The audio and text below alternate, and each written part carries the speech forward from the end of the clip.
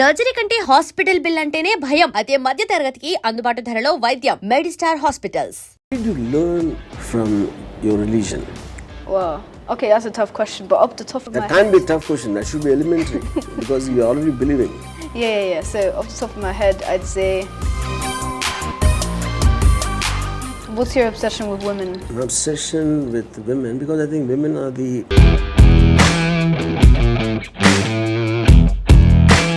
I just have this feeling, and we'll talk about it 5 years down the line. I think you are going to be much bigger rebel than me. When you reach your 20, we will have another conversation at that time. Cheers. Cheers, man. You're drinking milk? Yeah. But I thought milk is for kids. Are you a kid? Well, technically, I'm only 13. It's not of adult age yet, so in a way, I am a kid. Okay, so are you looking forward to the time when you can drink vodka like me, or you don't like people who drink alcohol? It's not that I don't like people who drink alcohol. I don't prefer alcohol. I don't really like alcohol. But did you ever drink? No. So how do you know you don't like alcohol? You don't prefer? It smells very not nice. What? Smells not very nice. Yeah. So when you called, when I was surprised to see you drink milk is because you talk like an adult. You're too smart, you're highly intelligent, you're seemingly very knowledgeable. And how did that happen? Did you get it from your father or mother or someone else or what? I have no idea. I mean, I do read books a lot, so I guess that's helping with some of my vocabulary. But I guess I get my smartness from both parents because, in my opinion, they're both pretty smart. So, yeah. Okay, now swear on Jesus and tell me, do you think you are more smarter or your father and mother? So Jesus is watching, he's going to take notes down. In my personal opinion, Yeah. I think I'm smarter than both of them. Wow, I love that. Yeah, okay, now coming to, I've been seeing some of the songs you sang and some comments you made on various people, various issues I mean. Now my question to you is, when you say you're only 13, you're a kid, fine. Do you think, will you regret when you become an adult, or you're enjoying it, or are you looking forward to becoming an adult? Because I would like to think there'll be a lot of things which you cannot do because of the age factor. So do you want to hurry up and grow up, or you want to enjoy the process of life? The only reason why I want to become an adult is so that I can get a credit card and spend money on whatever I want. But other than that, no, I'm not really looking forward to it. Obviously, the credit card thing was a joke. I'll be very wise in my credit card. But I guess I'm just enjoying life as it is now. In other way, what I mean is, you seem to be more smarter than most of the adults I know, at least in the people I met. So I think for you to be even now restricted as a 13-year-old and to maybe wait for another 5 years, I think is not justified at all. Do you agree with me on that? I don't know. Thing is, I'm not really rushing to be an adult. I mean, whether it's justified or not, I'm not sure about all of that. But I know that when I'm an adult, You can't say I'm not sure. You have to give me your opinion. Okay, Or then. at least did it cross your mind at some point of time? I wish I was an adult. In a situation, Yes. I'm not saying, yeah. Definitely. That's the point, yes, yeah. Okay. When you're, for example, I saw you on TV talking about, in defense of Sushant Singh Rajput's case. oh yeah. So what do you know about that case? What do you think happened? What do I think happened? Okay, so Do you think there's a mystery? Do you think there's a murder involved? Do you believe that? yeah, I do. And why? Why do you believe that? Because everything was planned out so conveniently to make it look like But it that was. is what they've reported, isn't it? Yeah. So like any TV channel, I think they would just say this is what happened. They're not authorized investigators. That's true. Unless it comes from a authorized police officer or a spokesman for the department, you can't take what is written in the social media or television at face value. Yeah. So, with And this... you're technically 11 years old, I think. If you're 13 now, when Sushant Singh happened, you were 11. Yeah, I was 11. So 11-year-old kid just listening to reports. So you felt there was an injustice done to him. That's what you're saying. Yeah. Okay. See, my point is, there are thousands of actors who come to make it in the industry. Yeah. Not even 0.001% get a chance to act. On top of that, even much lesser will be able to become a lead actor. And he was a lead actor. He was not in the top 5 or top 6. So the top 3 or 4, they're accusing them of being favorites of nepotism. You know, and which is the depression, which was a factor. They contributed to his suicide or whatever. I mean, the murder is another conspiracy completely. You know? Yeah. So when you're already given so much, the fact that you're not still given more, do you think that is justification? It depends, you know. It depends if you worked hard, you know. Wait a minute, they worked hard. How do you know that? How does anyone know? I don't know if you work hard. You don't know if I work hard. Nobody knows about anybody else. I guess you just have to trust, you know. 'Cause Okay, now the second point. Now we're coming to the nepotism part. Okay, I believe the whole society works on only nepotism because unless the family fails, it's my son, my daughter, my family. The selfish aspect is very, very integral to the familial structure in a society. Like Dhirubhai Ambani, the most richest man in Asia, he gives all his wealth to his son. Why would he give it to you? Or why would he give it to my son? So your parents, whatever they do it for you. Why will they do it for neighbor's son? So that's exactly what operates in nepotism. So that whole thing is a highly exaggerated thing. Anyway, I would rather want you to ask me something. Okay. Yeah.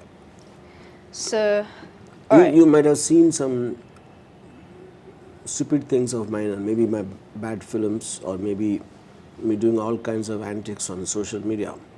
I mean, you can go anything, you can ask anything. You don't need to restrict and... All right. I won't go too deep yet. I'm just gonna that's your call. Yeah, I don't have a problem. Yeah, okay. I'll just ask you a simple question. What do you think the difference between intelligence and cleverness is? You see, cleverness, intelligence is obvious, your power to analyze things, and cleverness is because you have to understand you're talking to a dumb person. Because if he is not as intelligent as you, he won't understand what you're talking. So then you have to be clever and dumb down your intelligence to get some benefit out of him. Yeah. So in interaction, you need cleverness. For yourself, you need intelligence. That's how I see the difference. So which of the two do you think you possess? Me? Yeah, I think both. both. Why do you think so? Let's see, cleverness comes out of intelligence. Intelligence is for yourself. It is a difference between expression and communication. If I can express what I feel, but communication is about expressing it in a way that you will understand. Or I might speak to you in one language, one way. I might speak to someone else in a completely different way, because I will tune it to that person's bandwidth. Yeah. So cleverness is being practical. No, intelligence can completely go wasted if you don't find a clever way to actually use it, apply it in the real world. All right, thank you. So, in my opinion, no matter whether you're clever or intelligence, in my opinion, you're the street smart. That's my opinion. Street smart is exactly the same thing. Street smart as a word is coming because there are people on the street, and there's practical situations which you have to deal with. You know, yeah. Street smart and clever, and this is just probably a more used word, street smartness, and because even if I'm not intelligent, if I'm not knowledgeable, I can still use street smartness to convince others that I know. Yeah. So using cleverness and intelligence. Please explain how you used those two to clear your name with the Pawan Kalyan controversy that you had. See, first of all, there is no such thing as a controversy. That's a media word. I express an opinion, in whichever manner, on something which is on the public domain. Okay? And I am a guy who doesn't take anything seriously, including myself. So the people who take it seriously, they will read meanings into it, which is, they all keep on saying that I say stuff about Pawan Kalyan or the mega family. But the point is, I say that about everybody because of their fame, it gets registered. Yeah. Yeah. Thank you. So the next question, do you like classical music?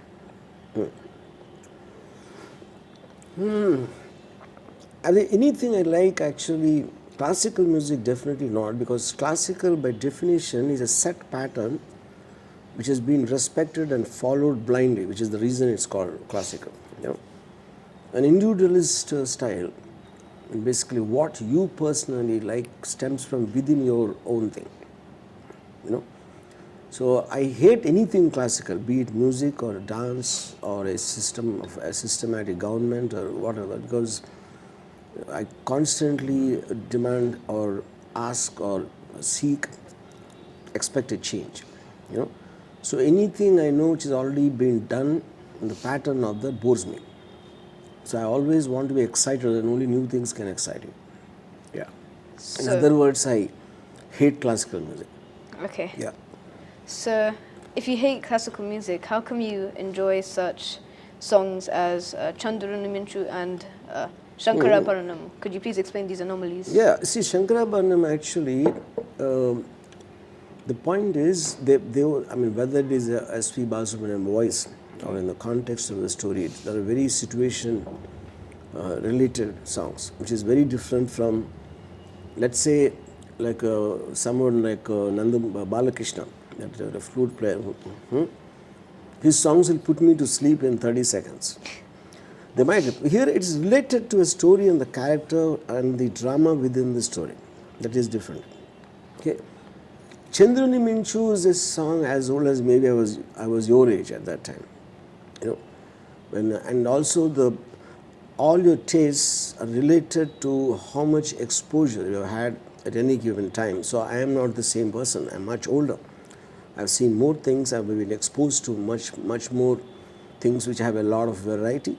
So that is going to influence your taste at any given point of time. So now today, there's no way I will like Chandrani Minchu. Okay, thank you. That's all for now that I have. You don't have questions? Oh no, I do. I have way more. It's just that's it for now. Like, I'd like to progress more, and yeah. Yeah. And don't keep saying thank you. It's annoying me. Oh, We're just okay. having a conversation. If you say thank you, then I'll ask you for a fee, as if I'm doing something. Just as a conversation. All right. Yeah. So you don't like children. Would you like to explain why? See, I don't like children for, a number of reasons. One is I'm jealous of their youth. And they make me feel in comparison, I'm old, which I am, I know that. But the point is, I want to delude myself, I want to lie to myself, and suddenly to see them, there's a direct comparison, okay? Now, if there's a beautiful young girl, she'll prefer you and not me. So that is reason enough for me to be jealous, one. Second point is, when they are there, no one gives me attention. So that lack of attention deficiency is something I get affected. So I normally prefer never to be in the company of children and dogs. Dogs also for the same reason. You know. So if I'm talking to someone seriously, and when a kid comes, and I'll say, no, I can't do anything. So the attention is gone from me. This is second reason. And third reason is I dislike children because I think they're very mean and they're very selfish and absolutely cruel people. You know, when they say children are innocent, that's not true at all. I was never innocent. You know, Nobody ever remembers them being innocent. I used to steal money from my father's pocket. Oh, I used to bunk school and go to see films, and I used to do all kinds of things, lying. And in my school, I used to wish that something will happen, someone will die, so that I will get a holiday. Jesus Christ. Yeah, and then kids who will be killing insects with glee. I never saw killing violence glee in children more than no adult ever thinks like that. Yeah. So I think they're monsters, and they're like animals. They're closest before education and those things called parents and teachers. They kind of dull the instinct, and they kind of completely change them. Like Ayn Rand said in a book of articles called the Comprachos. So the Comprachos were a tribe which existed in the 18th century, who used to disfigure children and make them into like short, fat, like freaks at a circus show for people to enjoy. So Ayn Rand said the modern Comprachos, they distort the mind. They don't distort the body. The way they initially how they think and how they behave, they know it already. But they force them to think otherwise unknowingly for the sake of society. They program them. Okay. So the chances of adults to be innocent is much more than children, because children are closest to natural instinct of an animal. So since I become an adult, now I know I'm a human being and you are an animal. Animal, I don't mean it as just a life form in the context of them not adhering to something like a moral aspect or anything which is accepted, so that they're being made into sheep when they become adults. So the natural instinct animal will always be a danger, a threat, because you can't control it.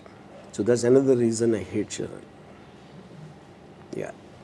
So, And fifth, last reason I'll tell you is because one girl told me that you hate children because you're also like a child, about me. And children don't like children. So that's one more reason. Yeah, because I think I was born old and I'm going on getting younger. And now I become a child. reminds me of one movie I saw. There was this man, he was born as a very, very old man and he kept on getting younger. But that's besides the point. So, you say circus children, would you say that their brains are messed up, that they act very wild outside of the circus? Children? Yeah, like the circus children. Like, they're deformed and I mean, all see, that. yeah. I mean, at that time, the human beings were a kind of a product to be used in any which way, depending on because the might used to be ruling at the time. There were no welfare people and all that. So you are getting someone at the expense of someone else, using it like a product. So I think it doesn't even go to the point of the brains being messed up. The brain to be messed up, first they should have a brain who thinks, processes, and probably analyzes and advances in its growth. So they're relegated to that kind of a visual, entertainment. So the question of the brain gets messed with your parents or my parents. Parents are the ones who mess up the brain, and teachers join after that. Yeah. So you seem to So mention... any child who's smart will never listen to his parents. So you mention teachers a lot. So with that being said, what's your opinion on teachers in general? See, teachers are the biggest failures in life, most unsuccessful breed, because I'm not known of a single teacher who became successful in life.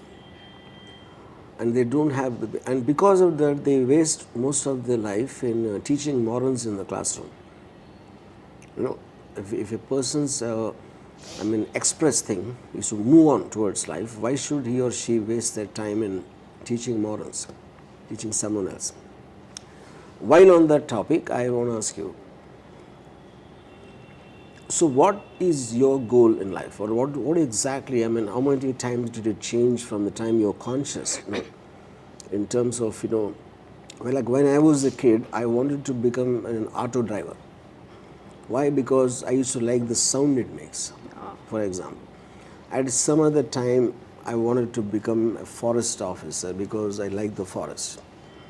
So, depending on your exposure and your age, it keeps changing. Yeah. So right now, as a 13-year-old, what is it that you want to become? So, when I become, I'm really into music. So I'm learning a little bit at school, but most of the time I'm doing random things on a program and making my own stuff, as well as singing, which I'm known for. But yeah, when I was younger, I wanted to be a policeman because I thought they looked cool carrying guns and stuff. Yeah. But it went back and forth from fireman to policeman until I was about 10. Then I wanted to do something cool like act or sing. Then I wanted to become a scientist. Now, right now, talking about how you're spending your life.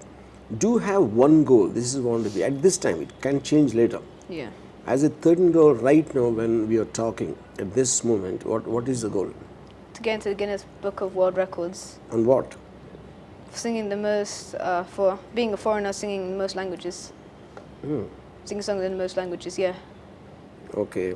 But you can do that any which way, most languages, but there is a success factor related to it. You can right now take 1 month and probably go ahead and sing all languages. So how does that make any difference? I have no idea.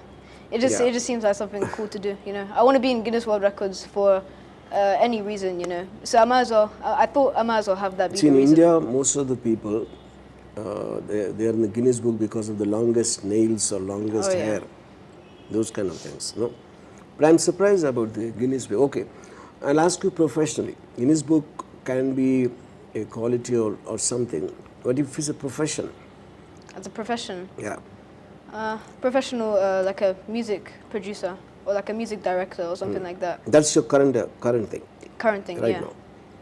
So who do you like the best in the current music world?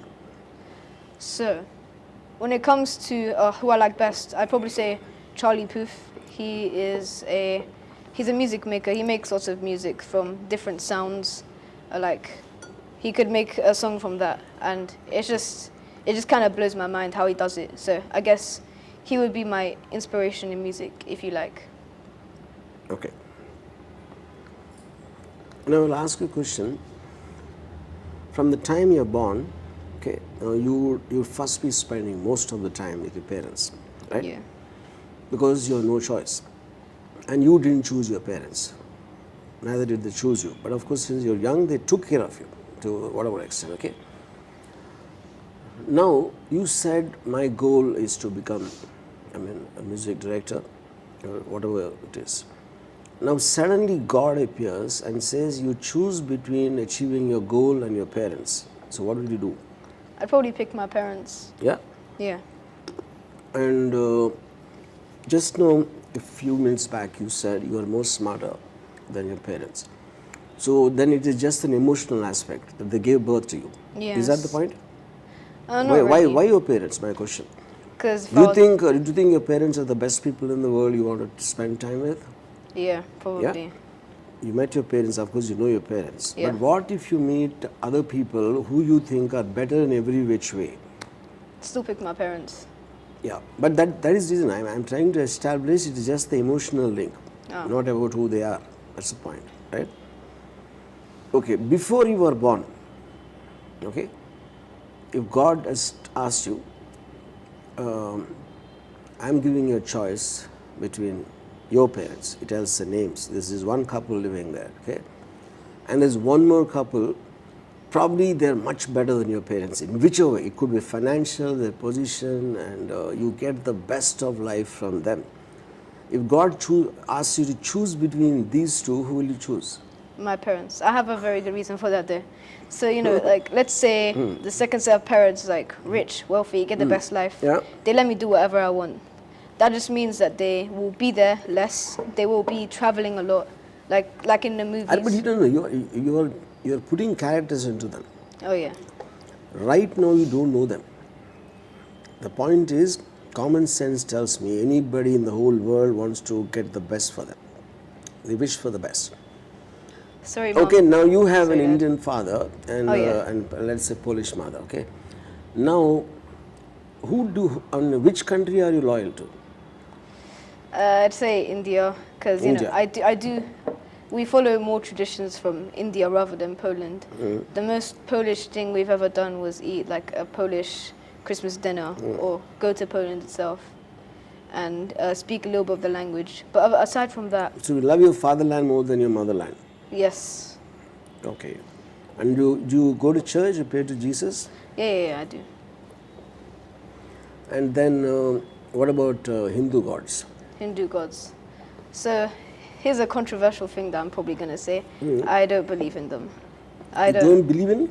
No, I don't follow it. Well, maybe when I was little, I thought it was like, oh, Okay. cool, magical powers and that. But yeah, Okay. So you don't follow Hindu gods, that's what you're saying? yeah. Okay. Now what do you think is the primary difference between Jesus and Hindu gods? Primary difference. What is the reason you chose that? Well, it's not really a matter of choosing. It's more of a matter of like what's believable. I grew up going to church, so that's like one thing. Like my dad wasn't too. He wasn't like you should pray to this one, you should pray to that one.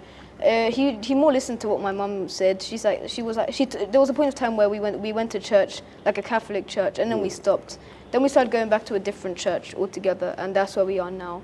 So during the time where I was 8 to 13, that's when I started kind of wanting to be a Christian.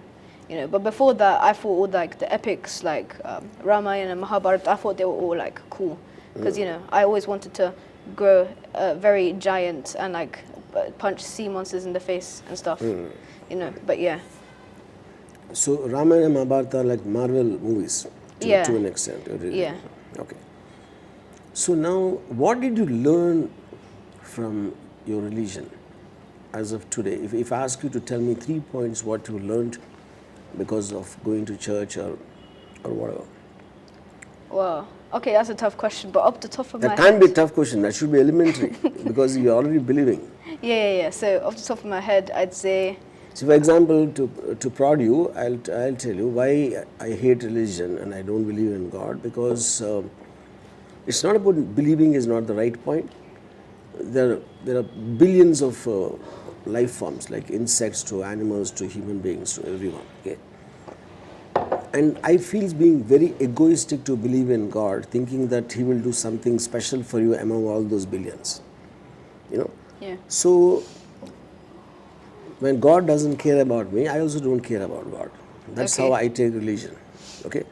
So in that context, what is it that do you think God will take care of you, or you're scared that if you don't abide by that, you might be punished in hell, or what? It's either there has to be fear or some reward.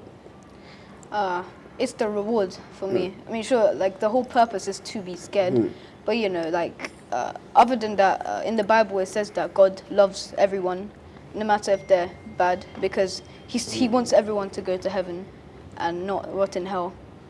So Who wants yeah. everyone to go to heaven? God, God. yeah.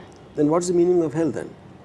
Well, it's just to punish those that have been bad. It's like morals. Like you can't just go on a murder spree, kill innocents. You kill children. But if God is responsible for every physical, intellectual, emotional activity, why did He make His own creation kill someone? He could have stopped it, no? Yeah, it's Yeah. free will. Like He's given them the choice to go to heaven. He's No, given that's them what the I'm saying. choice. Did He? My whole point is that if you're creating a person and he's abiding by religion, it comes from a mind. So why did He even bother to create a mind which will go against, when He is responsible by definition? That's a tough question right there. Okay, you have me stumped. Okay, so what I think is He does that because He loves us too much, if you like. Let me put it that way. He loves us too much, and He wants us to do.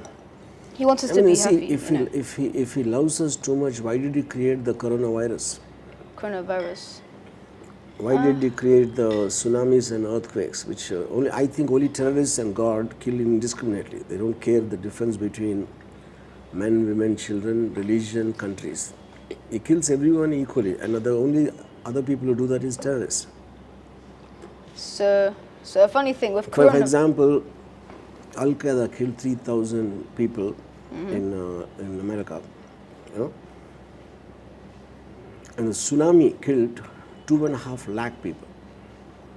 Okay, so just as a force, who's done more damage to mankind? I'd say God. And so, you know. I can think one person did a bad thing.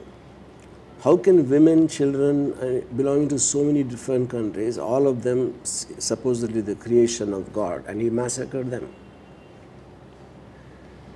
So did you ask that question in the church when you know about this? No, but it's Because a question. you will ask your government, you will ask anyone when you're working, why did this happen?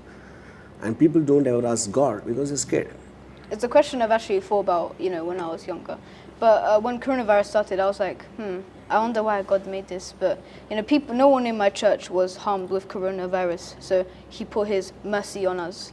But I think He was only What he put his mercy on us, how? like no one was inflicted with it, with like the bad one. Some people did get